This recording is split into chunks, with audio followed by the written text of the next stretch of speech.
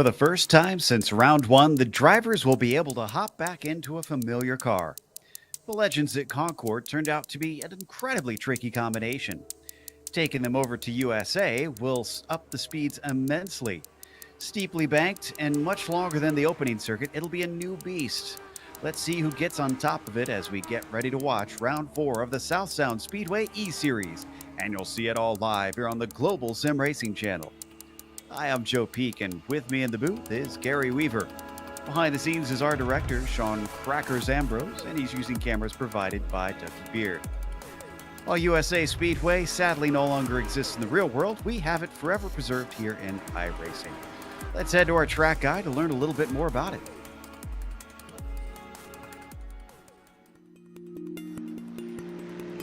Welcome to Lakeland, Florida. While the actual USA International Speedway is no longer with us in the real world, the track had a distinguished history, albeit short. The modern track we know of opened in 1995. The track saw its final race in 2008 before being torn down in 2012. In those 13 years, though, many regional series across the southeast U.S. and a few national series made stops. ARCA, ASA Late Models, NASCAR Southeast, and Cars Pro Cup all made visits here. The 3/4 mile long track features long straightaways and tighter corners, but those tighter corners are banked at 14 degrees, so you can build up quite a bit of speed here. This is part of the reason this track, the other being proximity to Daytona, was a popular spot for NASCAR Cup, Grand National, and truck teams to make testing stops here before NASCAR's ban on testing. While today a warehouse may encompass parts of where the track used to be, it's forever saved in the virtual world here on iRacing, so strap in for what's sure to be a wild race at USA International Speedway.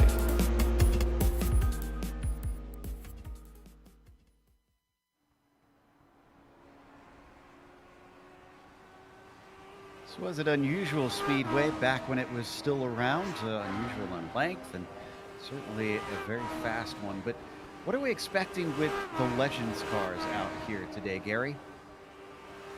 Well, these cars and this track combination is essentially a classic for those who had just started on iRacing, me being one of them, over in the Class D portion of the iRacing service, right when you move up from rookies from the street stocks. Well, you can go into the Legends, and I believe, if I remember correctly, these were one of the car track combinations I haven't seen for quite some time. Relatively incredibly speeds down main straightaway, just about matching the street stocks, about 1 mile an hour. But well, with these cars, it's a shorter wheelbase, and you have much more room to work with. Certainly is. Allow them to fan out for sure. We'll see how many they manage to get wide. But in the meantime, we want to remind you that this race is brought to you by Key Property Services. Key Property Services, Inc. is a locally owned full-service property management, real estate, and construction contracting company. KPS has been serving the greater Clark County area for over 30 years. For more information, visit kpsinc.net. Key Property Services, where service is the key.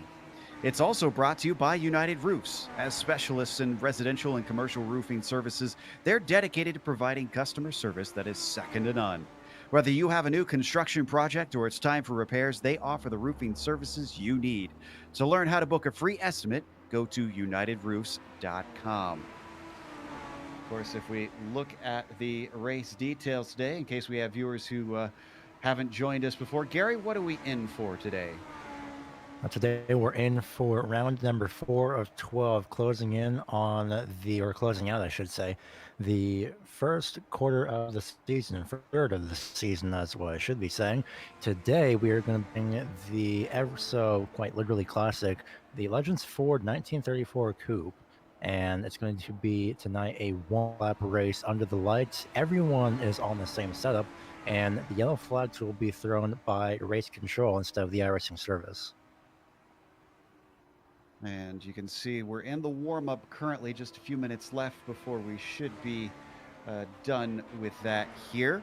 Drivers getting used to it. Looks like we should have about 16 out there today that'll be trying to compete here. So we've gone from the Legends at Concord, and we switched over to the street stocks at Charlotte, and then we had the ARCA cars over at Phoenix, and we return once again to the Legends. Do you anticipate that jumping around a little bit has maybe taught a few of the drivers some tricks, or maybe allowed them to learn a few things along the way here, Gary? Especially with the first race of the season, most definitely. I wouldn't be surprised with drivers being able to learn stuff. They ran the Legends cars again, first race of the season, although it was at Concord, which is a drastically different track and something that I like to call Mini Pocono. And something like that there, it's going to be something to very much keep in mind, the spacing that you have, as well as being able on how quickly you should be able to slow, or how quickly you could be able to slow down in the corners. Yeah, I know I hopped out a little bit because it'd been a long time since I'd driven this car here, and was surprised at how quick you can go through the banking. They're just taking a little bit of a driver's meeting now as everybody is listening in to hear what the stewards have to say. As so far, right now, we've got Brock Denny up at the top of the timing sheet so far. Eric Johnson Jr., the second in line, currently in the warm up. So we'll keep an eye on them in the qualifying once that starts. Of course, this is, I believe, if I'm not mistaken, this is the first night race that we're going to be doing for this series. So cool temperatures here today, Gary. That is indeed correct. The first night race, and not even under sunset, fully under the lights. And there is a, it doesn't seem that bad considering it's overcast at night, but with the air and track temperature being equal at 75 degrees or 73 degrees Fahrenheit, apparently I can't read today. Well, it's a very average temperature. It's a very good temperature race, really, for these tires as well as the track itself. So with the change in the way that they're throwing the cautions today, I wonder if we'll see a few more longer green flag runs, and if that'll change how this all plays out. Because they are taking a fair bit of speed around these corners, do you anticipate tires being an important talking point, and especially trying to preserve them? The speed of these tires mid-corner, taking a look at TJ Hartman, for example, here, going about 82 at lowest, 82 miles an hour through the middle of turns 1 and 2 at the very lowest, consistently above 80 miles per hour. That's going to wear on the right front tire throughout the course of this race at some point, but considering how small these cars are and not really how heavy they are or how really the lack of weight compared to, say, the street stocks, over 100 laps, you might only have to pit maybe so much as once, but it just depends on really the handling of the car, but I don't think it's really going to be too much of an issue. All right. Well, that might be good for us because then harder racing amongst the drivers, not worried about wearing them out. Listening a little bit about some of the chatter amongst the drivers. Sounds like a little bit of urging for patience since, as they mentioned, it's 100 laps around here. I mean, do you think we'll see much in the way of passing around this track in these cars? Is it going to be terribly easy? I didn't notice much in the use of brakes around here. Yeah, it's going to be about maybe 20, not even 25 miles an hour, really, more about 20 miles an hour, just about 15. Again, I can't math today, so that's it's going to be a fun night. That's going to be the case. But with brakes in for tonight, I don't think so. Some drivers may be even just doing so much as lifting off the throttle to be slowing down, or maybe even just barely tapping the brakes into the entry of the corner, just letting the car rotate into mid corner, then just gassing it up mid corner. So it's again a lot to think about, but I think the brakes won't really be too much of an issue. I notice that Isaiah Gill has also taken the top spot here in the warm-up over about just under 2/100ths quicker than Brock Denny. Otherwise, throughout the field, we've only got about 3 thousandths separating, or 3/100. Excuse me, I'm gonna get it right eventually. 3/10ths separating the entire 16-car field, which bodes well for the close racing that we hope to see today. As the last minute now ticks down here for the South Sound Speedway E-Series, getting ready to have round 4 at what is now the historic USA Speedway. Historic since it is no longer with us. This is one of the tracks that was torn down since iRacing scanned it and is literally just a field at this point with nothing there left of the pavement for us to even go and look at, which is a bit sad, but at least it's kind of nice. I feel like it's almost encouraging whenever iRacing has these tracks, and even if we don't have them anymore, in this sense, Gary, that we can at least get out and enjoy it in the virtual world and pretend in such an enveloping way that you couldn't necessarily do just through your memories. It's absolutely incredible, and maybe even for some drivers that used to race there, because the track opened in 1995, and in early 2012, it was that's when it was demolished. So it's something to really remember. It came just around a little bit after the launch of the iRacing service as we go to qualifying now. So it's amazing to see something preserved here on iRacing. Yeah, there is this. And then, of course, we've also lost Oran Park, which is preserved here. As we now see a few of them work their way out onto the track. A little bit of tire warming. They only get 3 laps to try and set a quick time. So, not too much time to get those tires up to temperature. The 18, though, maybe taking it a little bit too hard on the weaving. See Andy Johnson out there. He's going to be among the first to set a time, and he's just starting his first flying lap. We now watch the number 19 of TJ Hartman as well for start his first time lap.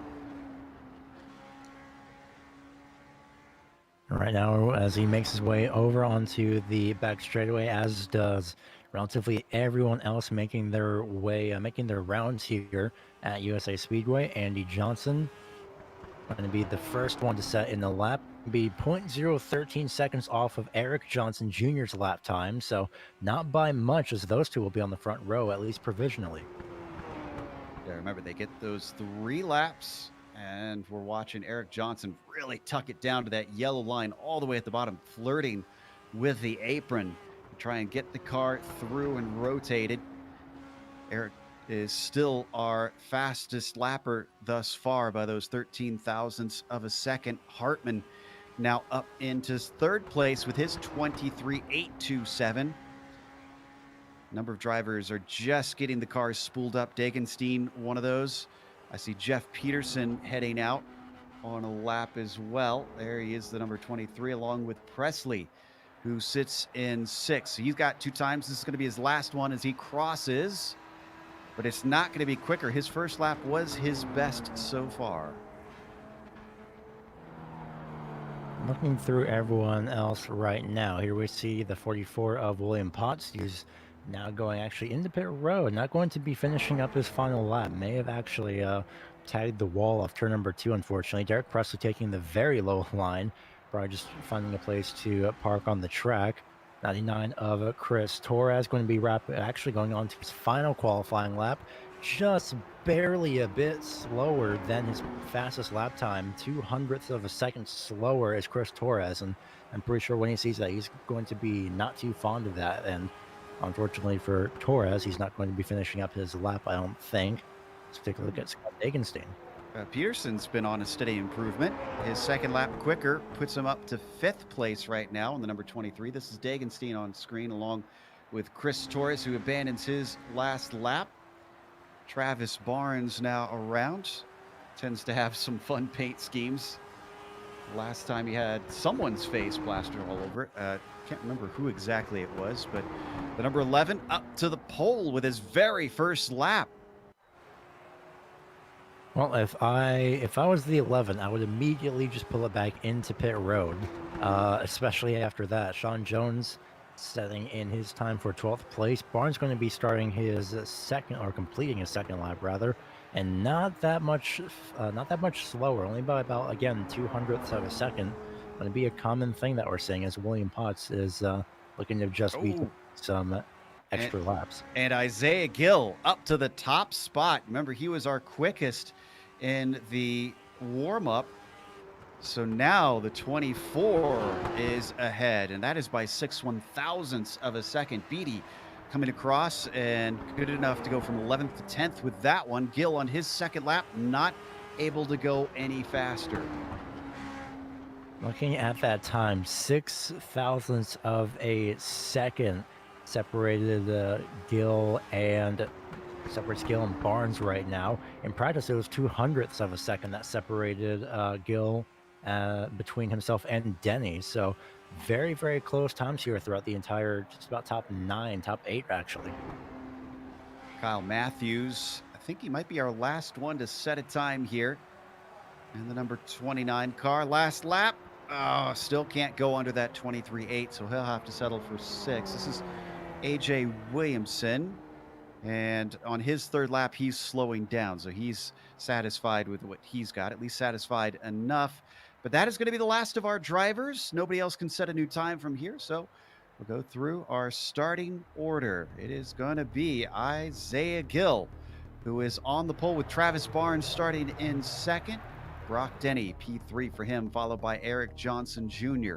in the fourth position. AJ Williamson, good enough for fifth, followed by Kyle Matthews to his outside. You've got row four with Andy Johnson inside and TJ Hartman in the eighth position. Jeff Peterson starts ninth, followed by Matthew Dichinowski rounding out your top 10. And then the remainder of your field, 11th is going to be Bryce Beatty. Chris Torres will start off in 12th. 13th place is going to be Scott Dagenstein, with Derek Presley starting to the outside of him in 14th place position. Ryan McLeod starts 15th. Sean Jones will start 16th, and rounding out the field is going to be William Potts in 17th. Wow, the crowd is very, very into this field, judging by the number of flashes going off from their cameras. As we wait for them to take off, just need Barnes and Denny to get out there. Then we'll have 2 pace laps and be on our way for 100 laps of racing here in round 4 of the South Sound Speedway's E-Series. A little bit of chatter amongst the drivers pre-race. Some of them commenting how much practice they did or did not have. Of course, that can vary quite a bit here from series to series on who has found the time to put in the practice.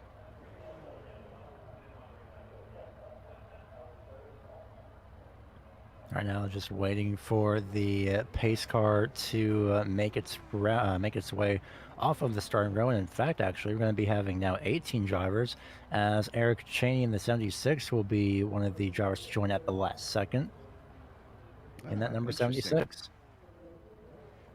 Also see Tyler Kim having connected, and Bart Hector Jr. They're going to be gridded at the back of the field if they can get out here in time, but I don't know if they necessarily will. If so, they'll be forced to start from pit lane. They'll really want a caution early on. So 3/4 of a mile racetrack. You know, we're used to seeing a lot of tracks such as half milers and mile in length, but I'm trying to think if there's anything else that is 0.75 of a mile even here on the surface, Gary. Well, Sean did open our ear and offered Richmond. I'm going to be double checking that, actually. I'm not entirely sure, but 3/4 of a mile. We'll see. Oh, and the 44 having a few problems getting the tires up to temperature in the background. Drivers already having some issues, unfortunately, before we even see the green flag. Hopefully there's no damage on the pair of them, and they're able to get going real quick here. And I think we did get all 18 gridded up. I don't see anybody on pit lane for the start here, so that'll be good to see a full field take to the green flag. Our second pace lap now, as the Mustang pace car leads the way, and Isaiah Gill is going to be given control of the fields. Gill has certainly been fast every single round thus far. And as we return now to the Legends car, like in the first round, could be even more powerful. Pace car is in. Gill waiting on it, and now he's on the loud pedal. Green flag is out. Not the best of jumps over Travis Barnes, who hangs with him, but he's going to slot down to the inside as they all send it into 1 and 2. A little bit of a checkup, I think, from Kyle Matthews, who almost made contact with AJ Williamson. Otherwise, looks like we only had one spin. That was Dagenstein, and everyone else is good. And we're going to have a caution. So they're going to let Dagenstein catch up to the field. And they'll get back going once again. Well, very quick spin from the 13 of Scott Dagenstein in the back. I think that was a self-spin. Let's check out Yeah. the replay on that one.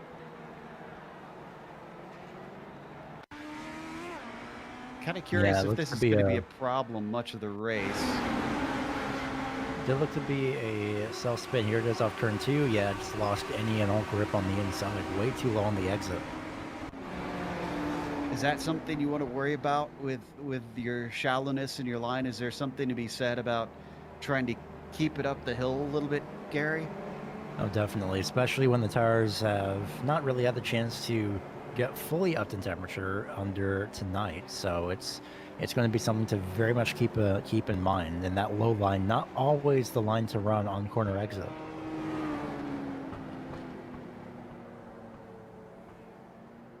And everybody trying to get themselves back and ready to go.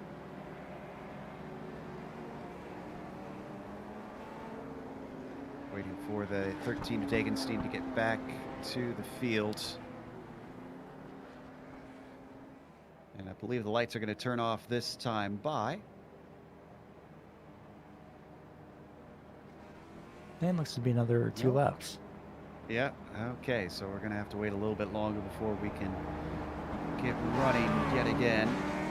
But Isaiah Gill restarting on the top spot with Travis Barnes once again to his outside. Eric Johnson Jr., who is going to be restarting in fourth, where he began this race, has been one that's been looking for wins and been another force to be reckoned with.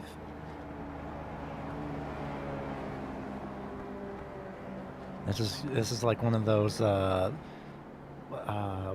I'm wondering how I should be able to word this properly, which I should be able to at some point. But this is like one of those races where you just get going. It rains for just a little bit, sprinkles, and then you have to go back under caution, pace, get that track surface, and get that track surface cleaned up. And unfortunately, the lights will still remain on.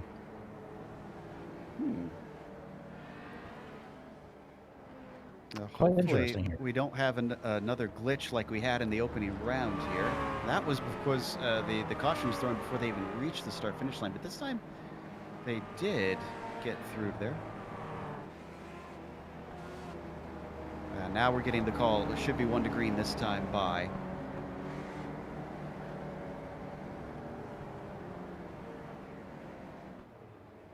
We'll be restarting on lap 7, of course. Sorry, go ahead, Gary. No, it's all right. Yeah, back to my original point. Now that I've properly settled back into my actual state of mind for properly speaking, this is like one of those points where, again, it rains just for a little bit. You have to drive around again under caution going into the race just a little bit, trying to get that track dried as quickly as possible. And especially at the start of a race, it kind of just kills that kills the momentum of it a little bit, kills the excitement just a bit. But luckily now we're going to be going back to green flag racing. Indeed, going double file here on the restart. Is Isaiah going to be able to get a better one? Launch himself ahead of Travis Barnes. Last time Barnes was almost overlapping by the time they reached turn 1. And this is a lot earlier from Isaiah Gill. Green flag is out. It is a much better jump. Barnes gets in behind him.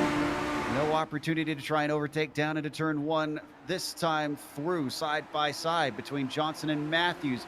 Back there in 7th and 8th, but most of them single file up at the front very quickly.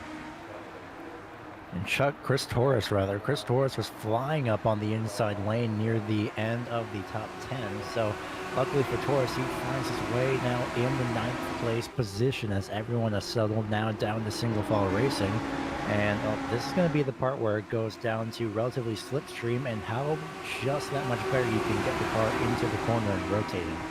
Yeah, how much will the draft affect them coming down the straight? They, like you said, they get up to about 100 miles an hour, but they're kind of small cars. I wouldn't think they'd give off much of a hold in the air. Not too much, although Travis Barnes, actually both Travis Barnes and Isaiah Gill reached 102 miles an hour just a bit, but Barnes is closing the gap, so if there is no draft, you can definitely get an advantage and gain a little bit of time by outbraking the driver in front. Those two getting a little bit of a breakaway themselves, about 3 tenths ahead of Block Denny currently, with Travis Barnes staying glued to the rear bumper of the 24 of Isaiah Gill. It is very single file racing through much of the field at this point. Checking to see if we have any side-by-side racing, and so far no such luck. I was about to say we might have gotten it first off of turn number 4, but by the looks of it, unfortunately, that will not be the case just quite yet. Again, this is going to be a relatively long race, and right when I say that, well, there it is. Off turn number 2, Travis Barnes going to be going side by side with Isaiah Gill on the outside lane, attempting to pass here. Denny's got to be loving this, knowing they're going to slow each other up, trying to go wheel to wheel like this. Across the line, Gill's going to lead that time through. Sending it in deep, trying to use that high side. Barnes pinches him down and carries the speed off the corner. Is this going to be enough? He's got a nose ahead. He can't chop down as they're still got an overlap. Almost bangs wheel through there. This is hard racing for just the first 12 laps. Brock Denny is now caught up to this, as well as the 14 of Eric Johnson Jr., who's just catching up to the tail end. So that's how quickly, just about a lap, is how quickly that two side-by-side drivers can fall back immediately. Just a couple laps before, and believe it or not, as the 64 tries to find a way to get through, Barnes gets around on the outside. Remember, just a couple laps before they went side-by-side, they had a very large breakaway. And just like that, Travis Barnes moved him out into that first place position. Eric Johnson Jr. spies an opportunity. Denny gets shoved off the racing line, giving the 14 the desired inside run. As they come down into turn 3, can he manage to carry this through the mid-corner? He's going to slide up a little bit, almost making contact with Denny, who gives him space. This battle will continue to carry on here as the blue and black machine up high of Brock Denny has to hold off Eric Johnson charging forward, and eventually it looks like the 14 is going to give this one up. Some of the keen-eyed viewers may have noticed a driver in the background off turn number 4 getting all kinds of loose. That was AJ Williamson. He did hang on to it. He didn't have contact with Kyle Matthews either. So it is incredible driving from both of those two.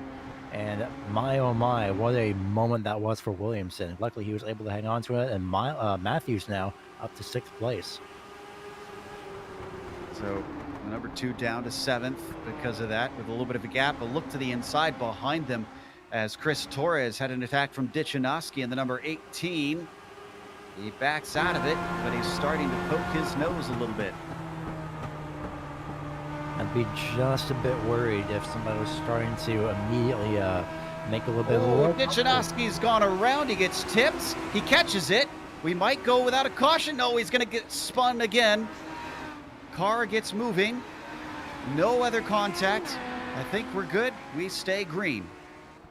Leaders are just now getting into turns 1 and 2 as we're going to take a look at a replay of what happened momentarily. No replay correction, but a quick spin, and luckily everyone does hang on to it and manages to avoid. Back up to our front runners. Barnes holding on to that lead ahead of Isaiah Gill. Denny running along with them. They've dropped 4th on back. Johnson Jr. and Hartman needed to make up a little bit of ground to get to our podium spots. That little bit of ground is something that I'm sure Johnson wants to claw right back. He was there just a few laps ago when they had actually caught up when the front 2 runners were side by side, but now, well, that's not going to be the case. And looking back at about 6th on back, again, another bit of a breakaway between the top 5. Then Matthews and Williamson, who are just about within striking distance. Matthews, well, he's definitely going to be, or rather Williamson's going to be within striking distance of Matthews, especially with that little slide that the 29 had off turn 2. Heading back to our leaders. The gap is now half a second from Johnson Jr. to Denny. You see Denny in the black and blue machine trailing the red car of Isaiah Gill. Travis Barnes up at the front of the trio, having taken the lead away shortly after their first restart. Started in 2nd. Doesn't really care if he's slower in qualifying. He seems to have good race pace here. Travis Barnes doing an incredible job, as Brock Denny's also doing a great job. He was all over the back gearbox of Isaiah Gill in turns 1 and 2. He looks to the inside, can't quite get there on the corner entry to turn number 3, but Denny, he knows that position's right there. He knows he's just that much faster than Gill. He just needs to find a way around. we continue to ride on the roof of Brock Denny, excuse me. We're now a fifth of the way through the race already. You can see how much they can carry down. Just glancing that apex. Coming off the corner, though. Great speed from the number 24. Is it enough? He's going to have a nose inside. He's given space by the 11. And the 11 fended him off, though. He worked it the long way around last time. And it's looking like it might serve him well yet again.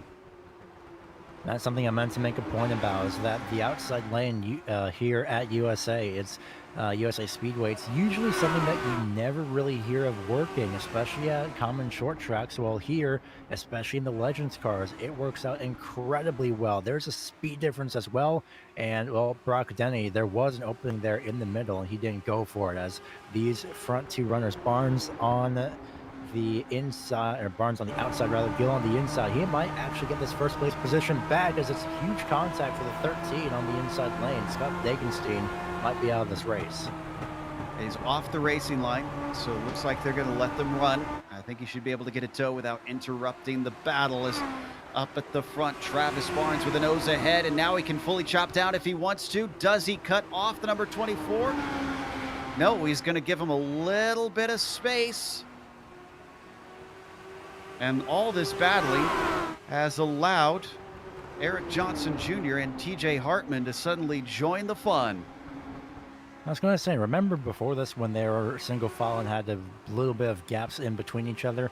Well, not anymore, and especially with Denny trying to figure out where to go. But right now, Barnes on the outside trying to squeeze down to the inside on those left side tire, the right side tires rather, of Isaiah Gill, just trying to defend that lane as much as possible. Brock Denny as well, trying to figure out what lane to use. Maybe, let's hope not, might use the chrome horn, but, well, here comes Eric Johnson Jr. to take that third place, saying, if you won't try and pass, then I will. Up on the high side now, TJ Hartman almost getting run into by Eric Johnson Jr. as he drifted up, but they keep from making contact. Clearly now up into the lead. Isaiah Gill in the top spot. Barnes settles into second. He gets a good exit off of 2. He's going to make a run for it once again. Gets to the inside. No defense from the 24, but giving him just enough space. Not much more than a car's width to the apron. They are very brave with how tight they're fighting. Especially with Travis Barnes, you saw how close he was getting to that left rear side of the car of Isaiah Gill. And it's going to be a lot of traffic, unfortunately, and that's going to get hugely shuffled out. And these guys are definitely not happy about that already. So Travis Barnes will be getting the lead, as Scott Dagenstein is pretty much in the racing line there. Now he'll let the top 5 around, but that is not going to help Isaiah Gill in any way, as the 11 gets loose. Big bobble there from Travis Barnes. Isaiah Gill using his speed, trying to carry that momentum around the outside. They are, in fact, going to make a little bit of contact. They get away with it. Everybody behind wondering how this is going to play out. This could be the danger zone back there. Could they collect all 4 cars, all 5 cars rather, amongst them? It's going to be a very, very key thing to keep in mind. The drivers behind you, while we're only now coming to 33 laps into this race, it's not going to be the best idea to make contact, but great control by both of these two, putting on an impressive show. This has been a lot of side-by-side racing that they've been doing. Oh, a little bit of contact. They're going to come together. That sends around the 24. He catches it. He's going to get it going. And are we going to get a caution for that one? Now we've got a caution. We're going to look at the replay on what kicked that off. There's a bit of a bumper between from the 64 of a Denny to the back of the 11, but I don't know if my eyes are seeing it, but I think he kept it off the wall as well. Yeah, I don't think he hit anything at all. Yeah, it looks like that all started off when Barnes and Denny made a little contact, and the 11 had to chase it up the hill. Poor Isaiah Gill got the worst of it when he was on the outside. That is an incredible catch by Isaiah Gill. And I think we're getting some pit stops now. I see Denny in. Looks like Travis Barnes is going to elect to take tires. Again, they only get 3 sets.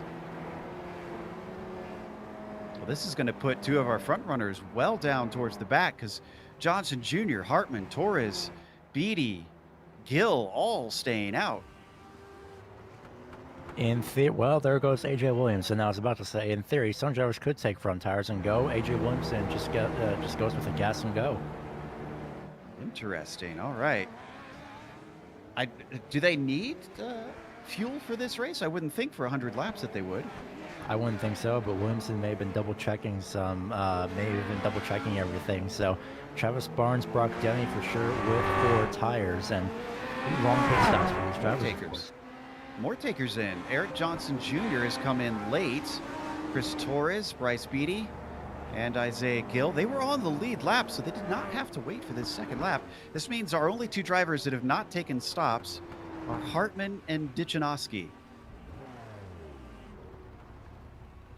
That's definitely going to be the case here on this restart as Johnson, of course, gets 4 tires. Now Williamson comes and gets... okay, interesting. So Williamson may have been trying to figure out either where his box was or, unfortunately, his team may have forgotten the tires that time by. Yeah, sometimes you may not have set it up to give yourself the tires there. As most of these drivers, I'm assuming, are running without a crew chief and have to set that stuff up themselves. So now it's only the 18 of Dichinowski who hasn't come in for tires yet, hasn't come in for anything. As the front goes up on the 19.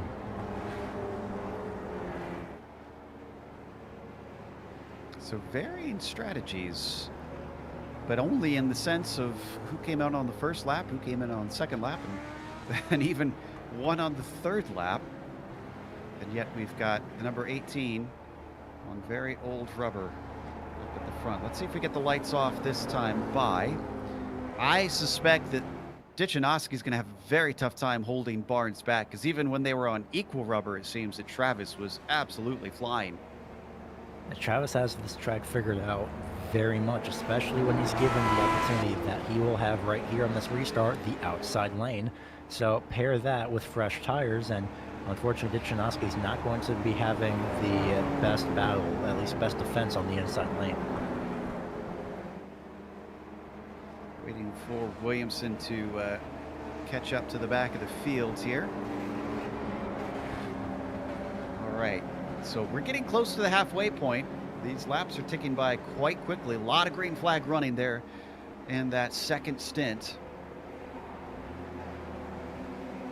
Dichinowski waiting for the green flag. Pace car's in. Green flag is out.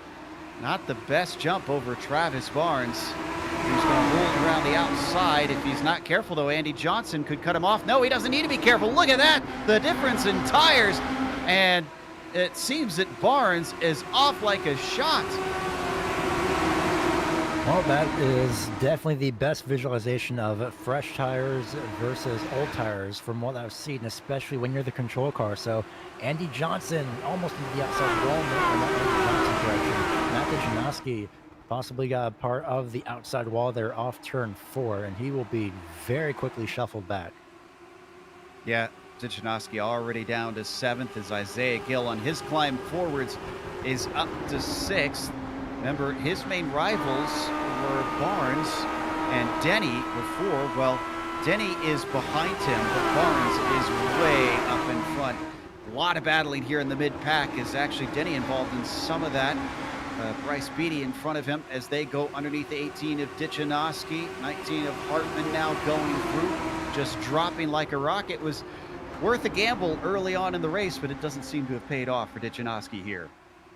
Yeah, Dichinowski luckily did not make contact with the outside wall. It almost looked like it from my angle as I was paying attention to as well, the front runners. But Dichinowski at least able to keep control of that car. He might be trying to at least get a bit of a different strategy, of course, a varying strategy, as now side by side, a bit higher up in the field. Yeah, that'll be Isaiah Gill in the 24 and Johnson in the 14. That's Johnson on the high side in the black car. Down on the low in the red is Gill. He's going to have the desired line, and he's going to be able to sneak on through. Oh, and into the wall ahead of him. That's Kyle Matthews. Matthews going to be slow down the backstretch. Has to give that spot up. How damaged is the car? Not too. He's holding on. Going to be Contact. Well, what's going to say? Yeah, what's going to say it was just enough to have contact, just enough to slow him down and not really have contact. But there was definitely contact there between Matthews and Johnson. And by the looks of it, it looks like Matthews is trying to just get away from the wall, and Johnson unfortunately just happened to be there. So luckily, no major issues as all drivers continue to move forward. So Gill, in his attempts to try and regain on Barnes, he's about 1.6 seconds back and still in fourth place. A couple cars to overtake, and then you have to wonder, will he have the pace to try and chase our leader? Our leader, though, is ahead of a battle for second with Eric Cheney on the back of Andy Johnson. The Wonder Bread car was very close down through 3 and 4 and then botched his corner exit. Now he falls back slightly. Eric Cheney, though, definitely knows that he can just get a bit of a better exit. He does this time by on the back straightaway, although he'll only catch the back bumper of Johnson heading into turn 3. Although a great mid-corner run, almost a little bit of contact, very, very close running as he turns him on the front straightaway. Oh, no. And actually, that'll give 2 spots to Gill. He's able to eke by both of them. And he's got the clear track that he's been desiring. Cheney down into P3. Let's take a look at the replay. Cheney getting on the radio saying, "You were not clear." That's definitely the case. It was so far out of the racing line. That would be understandable as to why the caution was not called. So, well, it's not the best day for Andy Johnson as of yet. And you can see as well, left front fender damage. Oh, now we got a caution. Matthews wrecking it into turn 1. They have deemed that worthy of throwing the yellows. Let's see if we can figure out what happened here. Oh, he got together with Hartman on this one. This is going to send him, all the way up into that concrete wall. No safer barriers at this place. So you just smack right into that barrier. Just a little bit of a racing deal by the looks of it there on the front straightaway. So the break that Andy Johnson needed is, well, this caution. And the break that Isaiah Gill needed. This is going to bring him back in touch with Travis Barnes.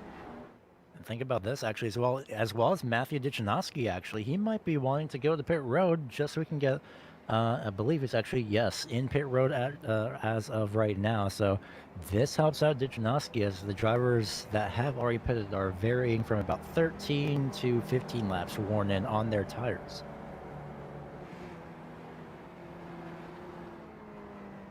So no other takers for tires. I thought that maybe we'd see a few feeling like it was worth it. Granted, it was, about 12 laps of green flag racing there? Just about, yeah. Maybe that wasn't quite enough to really make most of these drivers feel like there is an edge. This is Dichinowski in the 18, getting all 4, and he should be able to get out in time. Yeah, he's out and on his way.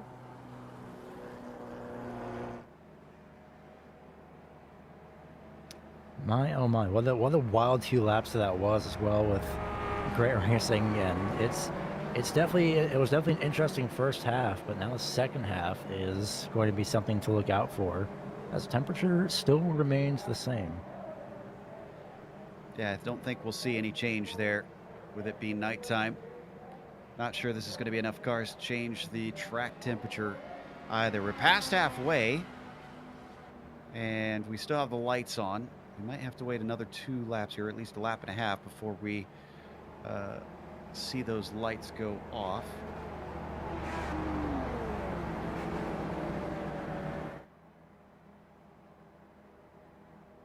So we did see now at this point both Barnes and Gill on their own respective lines, both inside and outside, depending on who you are. Inside for Gill, outside preferred for Barnes. With this restart, it will be swapping them around with Barnes on the inside, but he seems to be able to hold his own on the inside lane, but I feel like the outside lane really helps him out.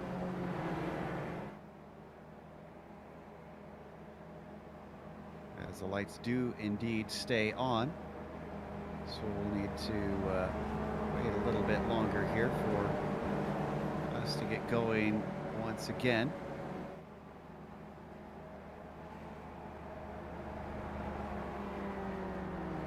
So far, though, I've been impressed, especially in that second stint here, Gary, with all the side-by-side racing we saw amongst the front runners. Really good, respectful racing, too. It was hard, but I didn't see anything untoward amongst them. Let's go out, and you are correct. Yeah, it's definitely incredible racing, close racing as well, but the contact is just the factor of short track racing. But somebody who's already eager to get going is Eric Cheney, putting the bumper to Travis Barnes already. All right, can we get another good restart from Barnes? He's going to be challenged by Isaiah Gill. Look at them try and get those tires heated up on the brakes, on the binders, gassing it up. Oh, wow, very, very quick for our leader. Barnes catches him out. And this allows a chance for Eric Cheney in the 76, the Wonder Bread car, to the inside to try and take that second place away. He's going for it, but can he complete the pass? It's not looking good on the exit. I think Gill is going to be able to hold him off. And indeed, up into the racing line, the 76 gets back single file. And right when you say that, just how quickly things change here, right down to the inside. And immediately getting by is Eric Johnson Jr. in that number 14. Move him up to the third place position and move him back to fourth place. As sending it in is Eric Cheney. Wow, aggressive move. Licked the stamp, and, well, it made it to the mailbox. So Brock Denny now to the inside, though. He sees all this happening and says, you keep tussling. I think I'll have a clear bit of track in front of me. 3 wide off the corner. They just hang on to it. Near contact as well behind them between Williamson and Torres. They managed to hang on to it. They don't make contact either. It is absolutely incredible here. Oh, Cheney's into the wall. Bounces back into the 14 of Johnson Jr. But they're both going to be able to continue on. That'll give 5th place to that number 14 car. Oh, who's gets a Cheney. Little bit into Cheney, who then smacks the wall for a second time. Here comes in the 77 down to the inside lane, trying to make a pass. Got a caution. Out. It's Matthew Dichinowski, unfortunately, possibly involved in this. He is. So what happened here? I think, there was a miscommunication between Dichinowski and Jones on the front stretch. You're going to see it here. The 18 is going to get into the back of the double aught, and it just unsteadies the car. And then just nowhere to go. Unfortunate contact there was the 23 of Jeff Peterson. Both drivers sliding down to the inside lane. And of course, it was the inside lane, but considering it was 2 cars, that's of course why the caution had been thrown. So a very good run that was, though. Great segment. Very short run, but lots of intense racing on that one. Barnes with a fantastic restart. How about Brock Denny, though? I'm trying to figure out, where was he on the restart? Because I want to say he was like 6th or so. I'm going to be double checking that, but great job to Brock Denny, though, just taking advantage of that situation, just seeing that in front of him and just slowly and very subtly saying, well, you guys do that. I'm just going to take these next 2 positions as he restarted 5th on that restart.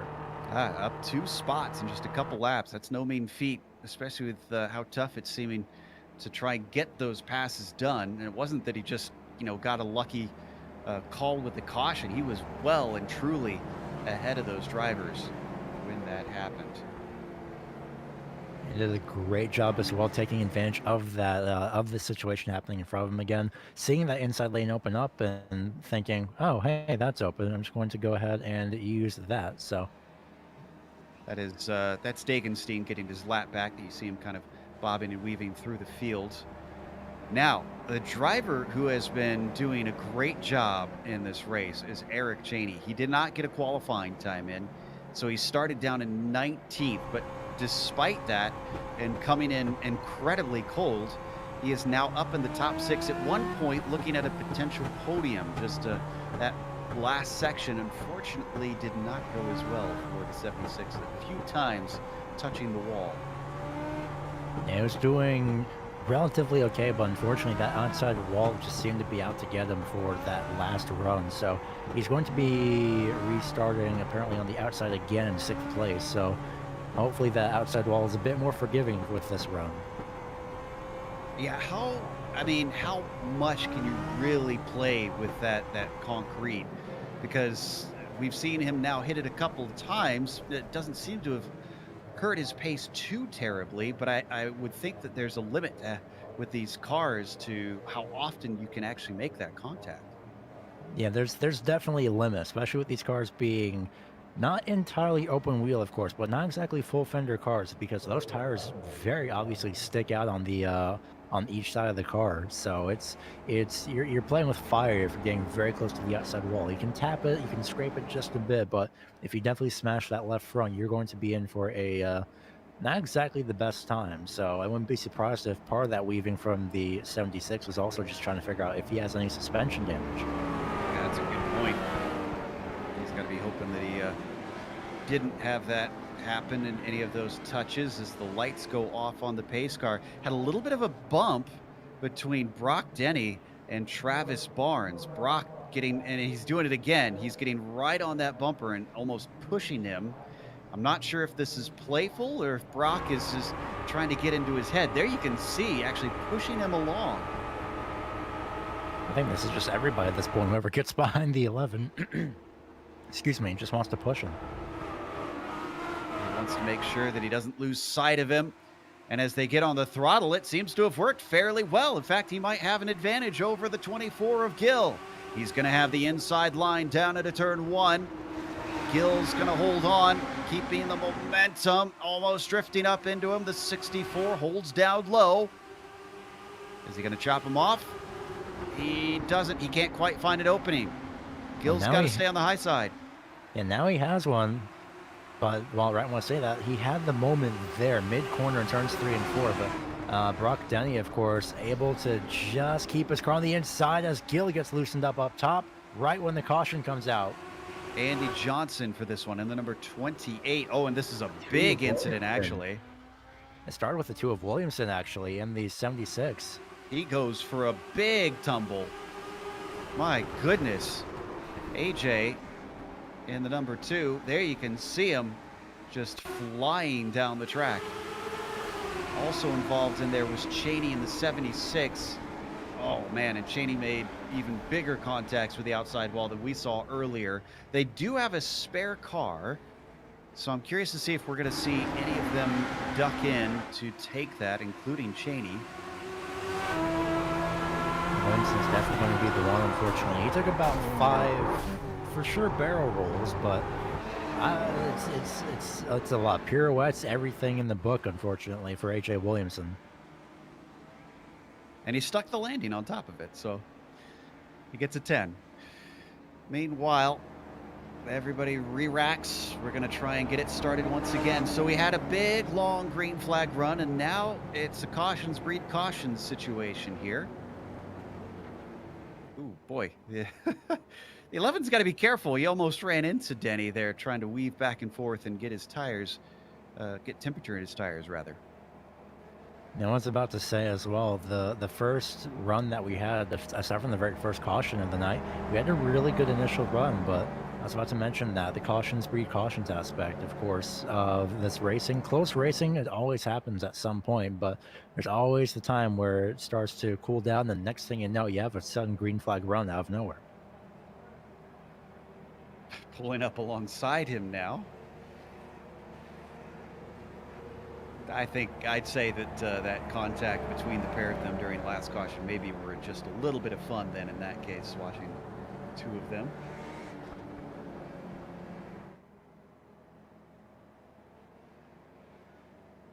All right, so can we get this one going green for a while? AJ Williamson, if he did have his spare car, has elected not to use it. As he's sitting and taking repairs, he's already a lap down. That might go a while considering how many times his car went end over end.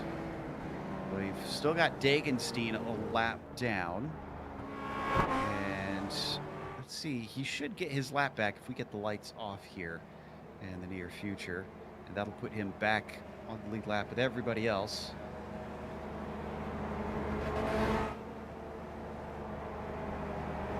this point, just waiting out the caution here. Should be getting the one to go signal next time by. So it's going to be with just about 31 laps to go, and we get that green flag.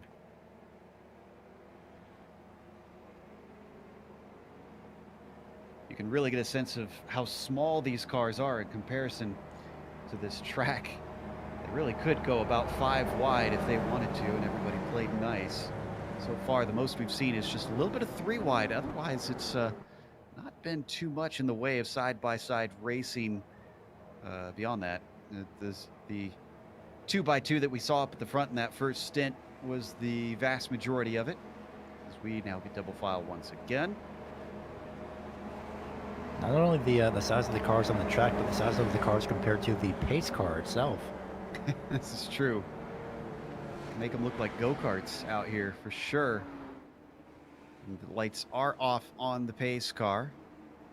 Now, they have not waved around Dagenstein. He's going to stay laps down here. Not sure what the reasoning is behind that one, but let's see if this will be more than just a couple laps under green. Hanging back. Oh, no, they're throwing the caution again. So, holding off. Not sure why they weren't happy with that one. Well, the pace car has earned magical powers to cut across the pit lane and through the wall. There it is, back out. I don't think the virtual landscaping service is going to be too happy about that. Well, really more, I'm wondering how they've turned that car incorporeal for just a brief moment. The lights are still off. Well, I did catch or pass the start-finish line in pit road, so. So are we going to go green this time, potentially? Yeah, here we go. Okay. Oh, and almost a little bit of contact between Barnes and Denny as they were coming off the corner. That checked them up big time. Everybody behind scrambling, trying to see if they can find a way by. So far, Gill, the only one managing inroads beneath that black and blue machine. There you can see. Huge crash in the back. Looks like Cheney involved in that, and Dagenstein. It's actually not only Dagenstein, but it's also the 76 of Cheney. Yeah, looks like Cheney just, actually, did Cheney go low underneath the 2? He did, and then he drifted up into the 13. You'll see it here. Chucked it in. I get trying to get positions as quickly as possible, but that's a bit too eager, if you ask me. Yeah, it seemed a little ill-advised, especially since AJ was a lap down. So he really didn't need to do that. Well, this is going to give us some time to ponder that one for a little bit. We're going to take a quick break here on the Global Sim Racing Channel. We'll come back with the final few laps here in round 4 of the South Sound Speedway E-Series.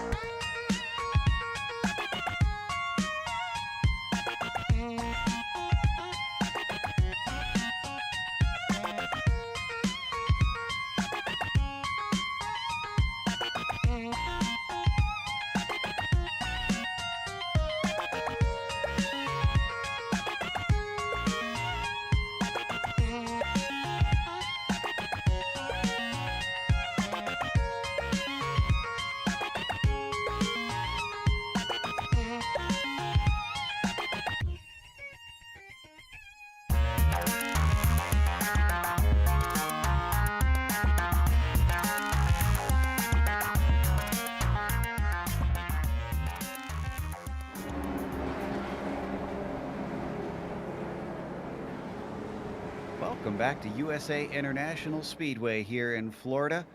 We're getting ready for our latest restart, going to be on lap 77. As you can see, the cars are already weaving, trying to get the tires into the temperature range. Travis Barnes has been leading much of this race. Brock Denny's going to try and challenge him, but one of the hottest contenders has been Isaiah Gill as they very quickly take the green here. Looks like Travis Barnes is going to have a decent enough run that he won't be challenged down into turn one. In the meantime, Isaiah Gill still fighting side by side with Eric Johnson Jr. It's been these four up at the very top for much of the way so far. That's going to be the 64 all over the back bumper and moves the 11 of Travis Barnes out of the way and out of the lead. And that's a very proper bump and run, and getting sent back towards now fifth is the 11 of Travis Barnes. As well, you can now move Brock Denny to the lead for now, as Gill and Johnson still hash out their battle. My initial call was when he was getting into the bumper of Barnes was that it was maybe him getting impatient, and then I thought it was playfulness, but now I'm back to my initial call. But I think he was getting kind of frustrated there. And so behind him, Isaiah Gill, does he do the same to try and get that lead away? Can he even get to the bumper is the question. These four, like you mentioned, well, now three at the moment, as they have a little bit of a breakaway here. They've definitely created a bit of a gap between themselves and the rest of the field, much like they had in the opening stages of this race. So I wouldn't be surprised if Gill would be able to catch up and maybe get alongside Brock Denny, but mid-corner that time, not quite enough momentum. They did get a great run on exit compared to Brock Denny. Here's the bad news for Denny up there, is he's not dropped Barnes far enough back that he can't get back into this game and maybe pull the same move. But I suspect that if he does get close enough to touch the bumper, that he's not going to play nice. I was about to say exactly that, is that if Barnes does catch up, when at this case it's looking to be more like when Barnes does catch up, if I was a 64, I'd be just a little bit worried, and I'd actually just willingly let the 11 by just to avoid any further conflict. 19 laps to go at this point as we got some side-by-side farther back for fifth position. Hartman going to be able to get underneath the 28 of Andy Johnson, who now unfortunately going to lose another spot. Bryce Beatty in the number 77, taking it in deep on the high side. The 28 starts good, finishes poor as he can't get it off the corner. 77 now up into sixth. He definitely tried his best, that's for sure. He just couldn't get that car to stick up on the outside lane, and now unfortunately... Oh, and he's around. A little bit of contact sent Andy Johnson up to the high side.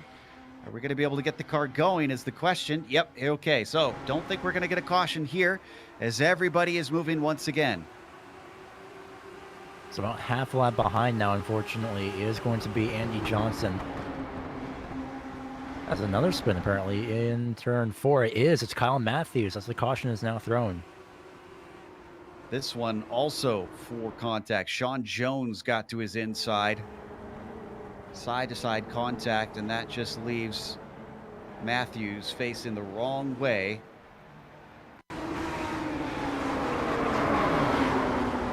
Wow. Okay. This is absolutely bad news for Brock Denny. While he might not be directly behind him, Travis Barnes will now absolutely have the gap cut down to the leader that moved him out of the way. I'd still be a bit worried if I was him, especially not, again, like you mentioned, not starting directly behind, but he will have, Isaiah Gill at least, will have his preferred lane as he's kind of very close on pit entry. Yeah, a few drivers trying to fake others out. TJ Hartman does actually go in, so does Dichinowski. So it's mostly our drivers towards the back who've got nothing to lose. It might be My Little Pony on the cover of the number 11, but friendship probably does not feel magic to him right now. I am very curious to see how this plays out, especially if he does manage to get himself into a position to repay the number 64 car. That's even if he does. The thing is, as 23 will get his wave around, goes by on the outside lane. The thing is, the fun thing that could happen is that, well, the 11 of Barnes, he could just pass him cleanly and maybe catch the 64 off guard or just sit behind for a few laps. Absolutely. So don't discount Isaiah Gill, who started this race on the pole. We know he's got good pace. The question is, can he execute?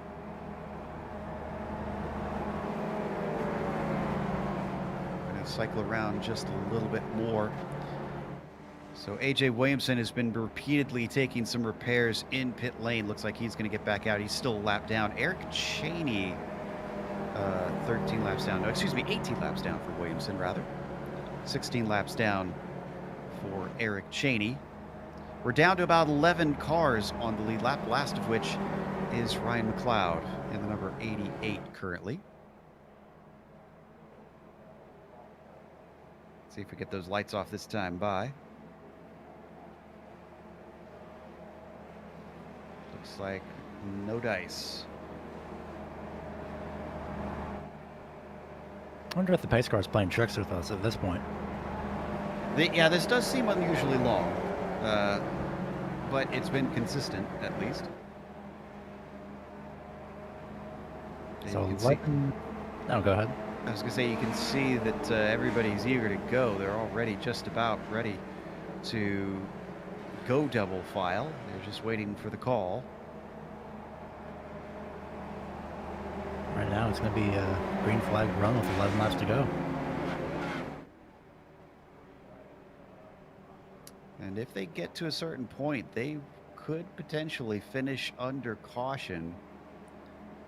So they've got to be careful here at the end. The batteries on the digital cameras in the stands might wear out with how much they've been using those flash bulbs. Just a bit. But hey, it could be one of those possibly, if photographers, of course, Solar are powered? I don't know. either that or many, many battery packs. Yeah, there we go. Battery pads. I like that. All right, lights are now off. Everybody's racked up and ready to go. What's Denny got on this restart? Pace car is in. He's away. It's a very good jump for him. Boxed in behind Gill. Barnes has nowhere to go. He's going to duck down low, see if he can follow the number 14 through as Eric Johnson manages to get to the inside of the red machine. I thought the 11 to Barnes was going to go and make it 3 wide. Luckily, he doesn't. Now he's going to get to the inside of Gill as Johnson Jr. clears him. So very slowly, methodically, like you mentioned, Joe, just following Eric Johnson Jr. right through. That's going to get him into third place. One more car to go. Behind them, look at all the battling for fourth on back. Gill not done with it because to his inside, that's Chris Torres. That's not a name that we've seen up at the front very much. He's even going to get to the inside of the number 11. We've got a caution before he can make it work. It's Dagenstein on the back stretch. And I think this was with, it looks like... The 18, actually. Yeah, Dichanowski. So Dichanowski's very low initially. Oh, he's going to lose the car on entry, it seems. Yeah, he got loose mid-corner, just kept it low, caught it, moved back up high, unfortunately, and right into the front of Dagenstein. Watch on board. There it It is. starts to go. Oh, it looked like it was going to be a good catch for at least a So little while. close.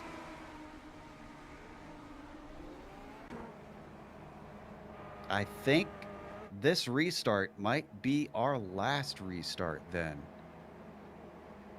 Now that we've got the pace car back out. And oh, by the way, on this restart, guess who's starting directly behind Brock Denny? The 11 of Travis Barnes.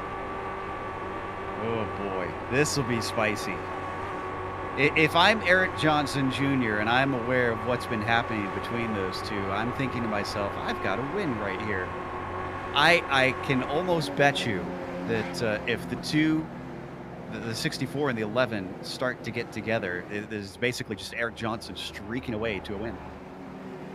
That could be the case, especially with the same move. The thing is, though, is Johnson cuts it close again. He's playing with fire with that pit wall there, but Well, now that I saw that, now that I lost my train of thought. So, but cutting it close, sitting behind, there we go. Again, the same thing that I mentioned last restart is that Barnes could just sit straight behind that 64 machine and just let him, just let Denny see Barnes in that mirror and just wait, just make him look in the mirror consistently. Play a bit of mind games, if you will. But considering the amount of laps that we have to go, possibly 4 or 3 laps to go when we get the green flag, then I'd try and get out front as soon as possible if I was Travis Barnes.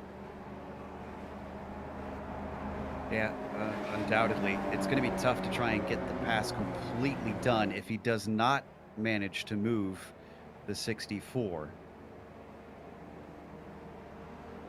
So we still have a little bit more to go here before we get the lights out, and then we can get running. Still at about 12 cars left on the lead lap. Kyle Matthews now at the back of that. Of our 18 starters, though, impressively, we've only lost William Potts. Everybody else is still running. No, I take that back. Excuse me. We got 16 still out there. Cheney is in for Still extensive getting repairs. Yeah. I believe if I do recall correctly, that was good. Yep, that answers my question. That's exactly what I was about to say. Great timing to Sean Ambrose for that one. I was about to say, if I recall correctly, he might have blown his engine and cut to that. Great timing on that. So that unfortunately answers my question. Well, answers my question fortunately, but unfortunately for the 76 of Eric Cheney. 6 to go, restarting with 5 to go. We are indeed past the point of no return. And look at this, Okay. down at the bottom. He's already on top of him.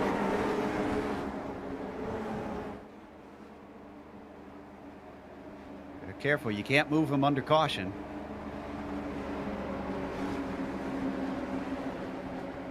I think that the 11 is just going to be right there, glued to the bumper, and as soon as he sees him accelerate, he goes with him.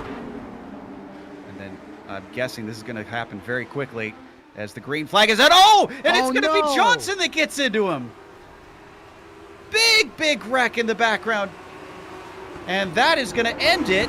I said that cars were going to come together. I didn't expect it to be those cars. Travis Barnes winds up getting underneath after the top two make contact on the restart. I think the 14 must have got loose when he got on the power. Can we get a replay on this?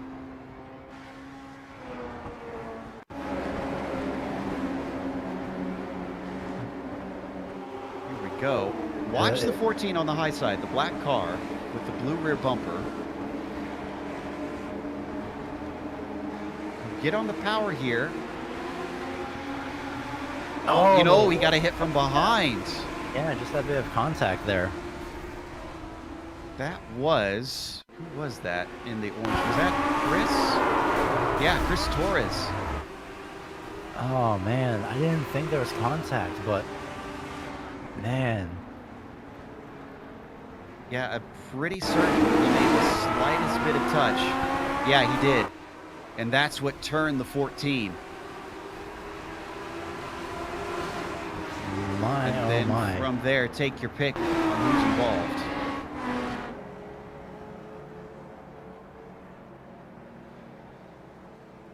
So, what does this do to our order here with 2 to go and the white flag now getting ready to come out?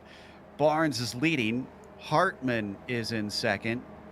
And Gill is down in third. Beatty gets promoted up to P4 from this in the 77 car. I'm sure he's happy about that.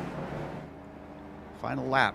Sad that we're not going to be able to finish under green, but what a wild ride it was at the end. What a wild ride.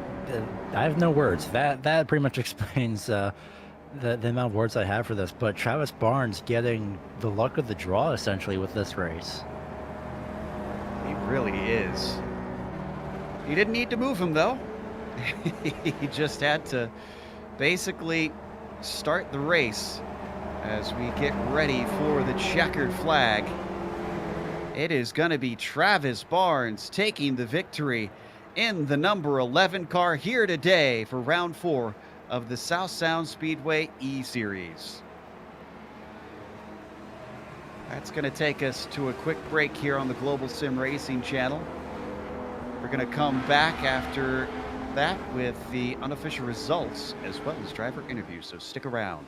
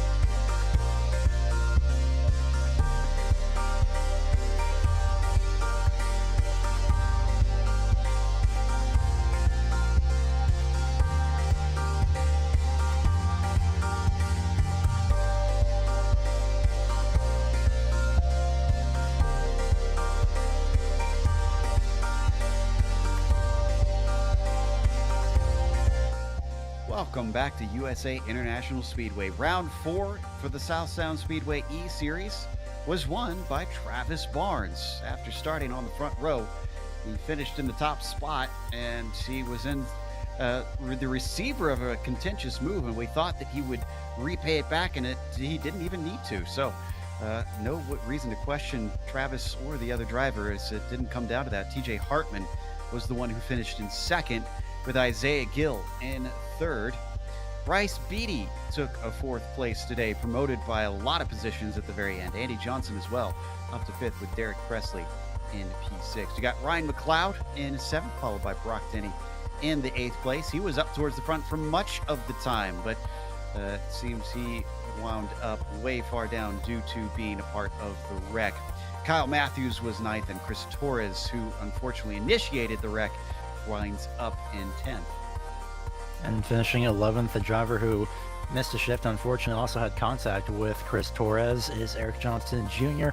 Matthew Dichanowski finishes 12th, Jeff Peterson 13th, 14th, Sean Jones, Scott Dickinson finishes 15th. Drivers that weren't able to finish are AJ Williamson, Eric Cheney, and William Potts. That brings us to our interviews, starting off with our fourth place finisher, Brian Beatty.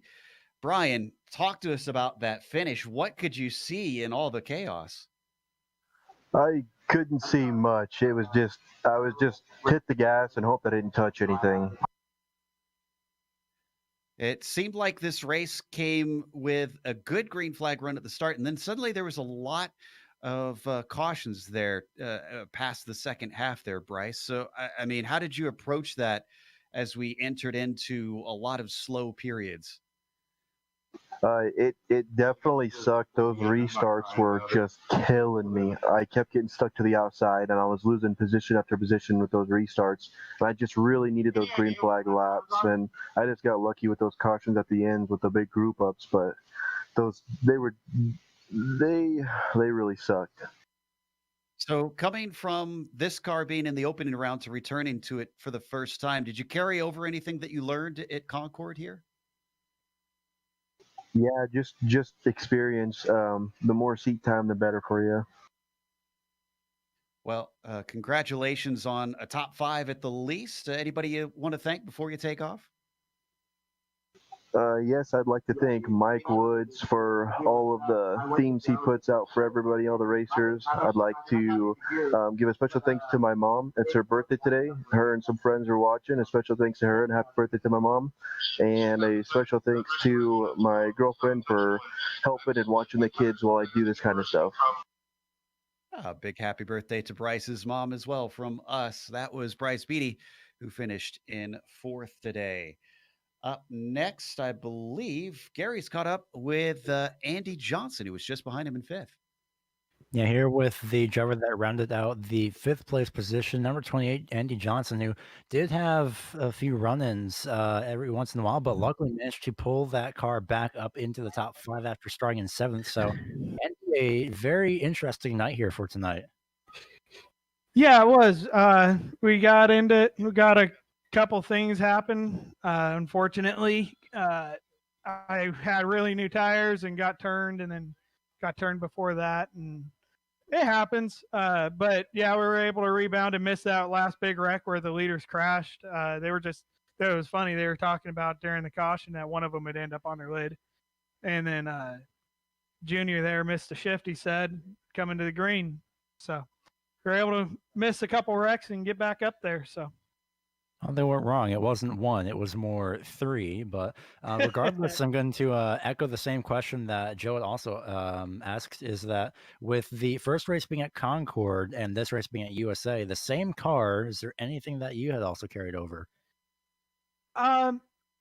These cars are a really momentum car on these bigger tracks, and I found that I was able to make up a lot of time on corner entry, lose a little bit of time on corner entry, and gain a lot on corner exit by taking a little bit later apex. It's something I found in the last couple of races with these. Well, it definitely did help you out, especially with that momentum carrying it all the way to a top 5 finish. And before we go ahead and let you go, anyone that you'd like to give a shout out to? Yeah, I'd love to thank Key Property Services, United Roofing Solutions for helping put this on, Eric Jr. for putting this on, and everyone that's out here supporting it. It's been a blast. You guys do a great broadcast. I can't wait to go back and rewatch it. There are some arguments and stuff in the race, and I like to see your commentary and see the different angles you put up. Well, I thank you for your time. We hope to talk to you again next week. Yes, sir. Thank you. As 5th place finisher Andy Johnson. Finally, we've got Eric Johnson Jr., who was part of that unfortunate wreck at the very end, finishing 11th and 1 lap down. Eric, we heard from some drivers saying that you missed a shift. Is that the truth in the story? Yeah, looking back on it, I thought I got turned. I was really focused on the leader with how quick they've been jumping those starts, but went back and looked at the replay, and it's just one of those things. I think I got a little excited that I might have had my chance to end the losing streak, and I think I just choked up. And it wasn't that I missed a shift, just a little delayed, and that was enough to stack it up and make a domino effect. You were certainly up towards the front for the majority of this race, and it seemed like the side-by-side racing, when you guys could get it, got pretty intense. Were you at all worried when drivers were pinching each other and getting close in the corners that there'd be a little bit of accidental contact? To be honest with you, sorry, I had to disable voice chat there so I could hear you. Yeah, to be honest with you, racing with a lot of these guys, you get to know them after a while. So a lot of them, I really build trust with them, and you just got to trust them and hope that they'll race you as you race them. And personally, it's my goal to race more clean than I do competitive. I like to make sure my relationships on track stay the same way they are off track. And then I like to, if I'm going to win, I like to win it clean. So I do enjoy racing these guys, but yes, it did get a little sketchy there now and then. Understandable. It's good to hear that there's that sense of sportsmanship. Next week, though, it's going to a non-championship round at Laguna Seca. Oh, yeah. You're looking forward to turning right and left? Oh, boy, I can't tell you how excited I am. Really looking forward to it. Looking forward to getting my sponsors out front. Hopefully, if I can, put a good race together with Valley Skates Landscaping Solutions and Key Property Services, but we'll see. There's a lot of competitive people out here, that's for sure. Well, best of luck in the open wheelers, and we'll hope to talk to you in a week's time. I appreciate it. Thank you. It's Eric Johnson, who wound up 11th here today in the end. Unfortunate considering how much speed he showed through much of the race. We're going to close out with some thank yous to the sponsors as well. Of course, Key Property Services. If you would like their services, they can be found at kpsinc.net. That's kpsinc.net. And United Roof Services. They are found at unitedroofs.com. Thanks to the companies that provide the software and the hardware for our broadcasts. We've listed them here on your screen, along with June Lalonde, who provides our wonderful music. If you want to find more of it, go check out our Bandcamp that we've listed there on screen. Thanks to the team, Gary, Sean, and Dougie. If you'd like to find out more about GSRC, including upcoming races, you can find it at globalsimracingchannel.com, along with our social media, which includes Twitter at GSR Channel, Facebook at Global Sim Racing Channel, and Instagram at GSRC_Graham. You got a merchandise store linked down below, simply at gsrc.storenv.com. But while you're down there, make sure and subscribe.